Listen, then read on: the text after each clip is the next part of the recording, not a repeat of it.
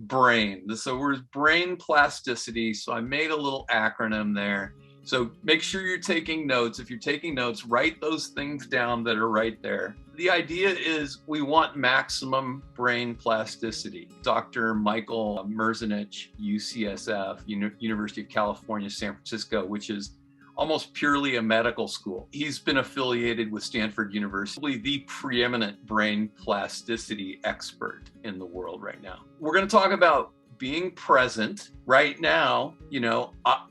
Some of you I see are very present. A lot of you I can't see at all, so I have no basis to understand whether you are fully present or not. All right, now the order that I put these in is simply in the order of the letters. So there's nothing special about the B, the R, the A, the I, or the N. They could be in any order. So one is not more important than the others, although maybe they could be for you. You pick which is your favorite letter of the day, resonated the most with you, because that's what's most important, is what do you take away from it, not what I try to give you. Unfortunately, one thing that happens a lot in education is it's treated as though we can drill a hole in your head, we put a funnel there and we try to pour info in, but that's not really how it works. What really works is when you engage, you're interested in something and you make it your own. Full engagement is number one. This is a really important thing that's been discovered in the last 20 years, is that when you pay full attention to something, your brain plasticity improves. When you decide, okay, I'm going to put aside distractions, and we're going to talk about that a little bit more later. When you decide, okay, I'm going to totally hone in on what the coach is saying right now. Here's my playbook that I've been given.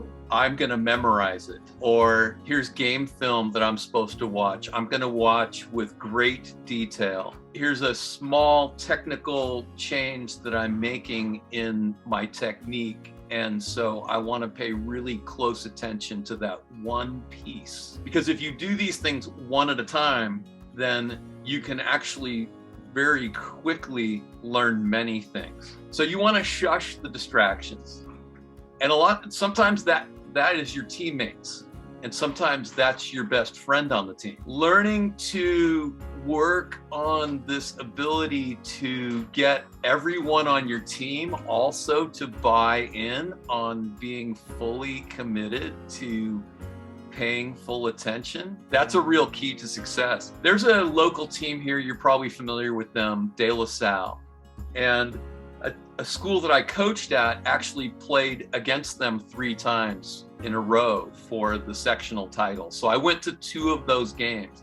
One thing that's really amazing about that team is how when they enter the stadium, they come in and each player's holding hands with another player, and they come in and they're only looking straight ahead. They don't look at any fans. They don't look at their parents. In fact, on a Friday afternoon, they don't talk to anyone unless they are spoken to by an adult. And I think that's nuts. I think that's a little crazy. But I have asked my teams as they go into a competition to say, hey, we're 30 minutes out from playing this thing. Okay, no more conversations about other stuff. Let's start getting our mind fully engaged in what we're about to do, because then we're going to get off to a good start. If you have this conversation about something crazy that happened at school today, then you're going to be distracted. There's a little story about there were only 2 people selected. There was a group, a high-level group of people that were training, and they had 6 players. One of the players, who was the 5th best player, every time they said, all right, hey, everybody, come on over, that player came running. Every time they had something to say, that player gave 100% focus and drown out all other distractions. And then when they had to pick 2 players out of the group of 6 to go on a European tournament swing, they selected the number 1 player, obviously, and they took number 5. Next slide. And that number 5 player was Andy Roddick. You may or may not have heard of him, but He became the #1 tennis player in the world. He's the one who always came running.